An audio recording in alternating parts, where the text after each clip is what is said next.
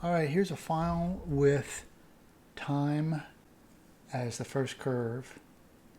And the LAS standard actually is date time friendly, but it's a little picky about how those are stored because of the requirement that's always been there that only numbers can appear down the data section. So here we've got colons and dashes and letters, and that's not going to work. Those need to be in ISO 8601 format. So we'll go up to Repair and run the datetime repair wizard.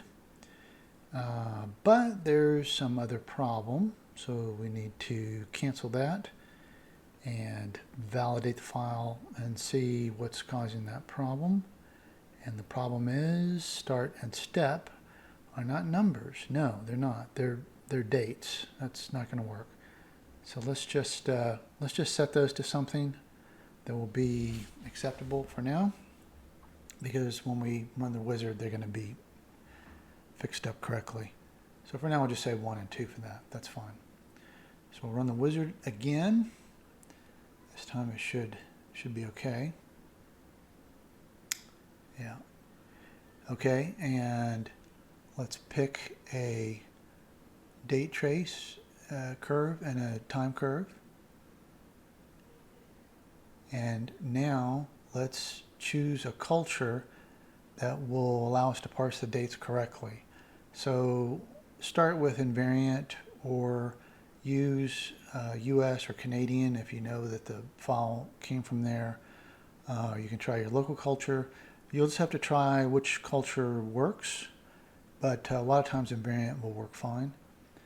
And then for the output, choose the appropriate, or choose the ISO 8601 format that you want for the date, and then likewise for the time. And these outputs, they'll be all numeric, so they'll be legal, and that's what we want.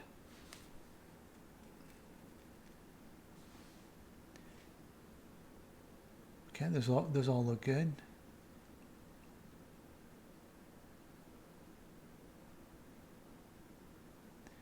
And we can go ahead and add an index, which is a sequential channel for the index, because that's usually the best thing to do with date and time. So we've got, looks like we've got 2277 records, so it goes from 1 to 2277. And there is our date. Actually, that's our time, and then there's the date. And those are now in ISO 8601 formats, which is perfect. It would be kind of nice to put the date first, so let's do that. There we go. And when we go back and look at the curves in the header, we'll see that the format strings are there in the descriptions, so as to so that formatting always formats these correctly.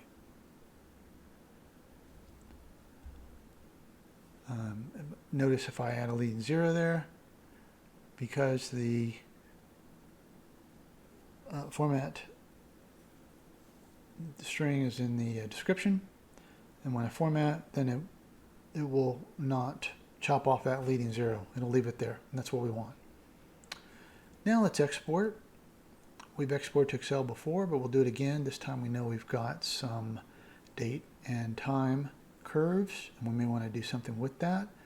So we'll identify those and then say, okay, well, what would we like to do? We could combine them? Yeah, let's combine them. Everything else is pretty standard.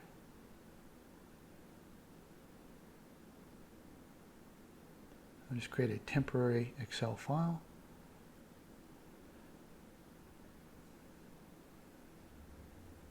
And there's our combined date time.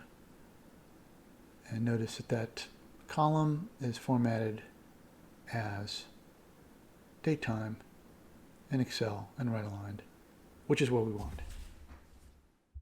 All right, let's work with another file that has some date time data. This is a real world file, and it's a fun one. The index is actually an Olay automation date. If you're curious what that is, go Google Olay automation date. But that's not going to work for us for a proper LAS file. The date and time information is actually combined to a single curve called time. So somehow we're going to have to be able to split that out. Well, first of all, let's get rid of this LA automation date. We do not need that. The validation, if you validate F8, that'll give you some of this information, but you can see it pretty plainly.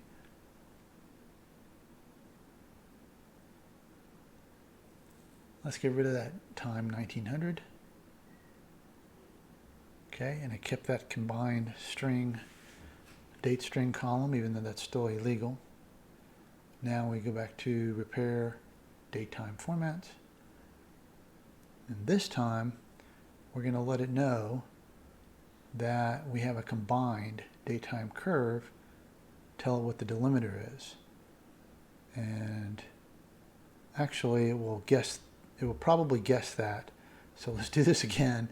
But this time, let's select the date curve first, or the time curve. And then tell it this is actually one curve, but it should be split into two. It guesses the delimiter correctly, and we need to tell it which one's first date or time. In this case, it's time.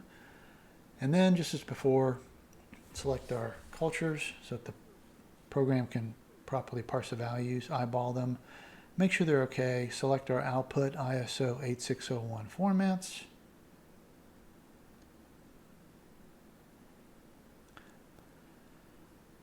And we'll add an index curve.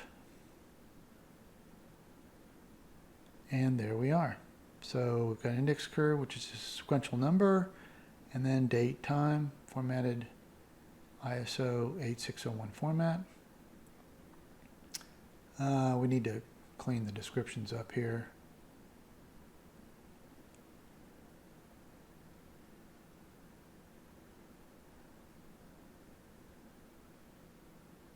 Oh, and then we can get rid of the old header lines that had the curve names. Those were created by another program. So we just get rid of those, as we have our own line that gets generated during formatting. It's got the headers there. And we're in good shape.